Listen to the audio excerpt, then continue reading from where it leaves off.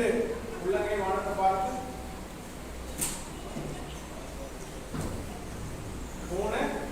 மேல எடுத்து போனோம் முழுக்க ஸ்ட்ரெச் பண்ணுங்க நல்லா ஸ்ட்ரெச் பண்ணி விரல்களை லாக் பண்ணி உள்ளங்கை வானத்தை பார்க்காம இருந்துருங்க கண்ணை திறக்காதீங்க கண்ணை திறக்காம நிறைய பேர் நல்லா பண்றீங்க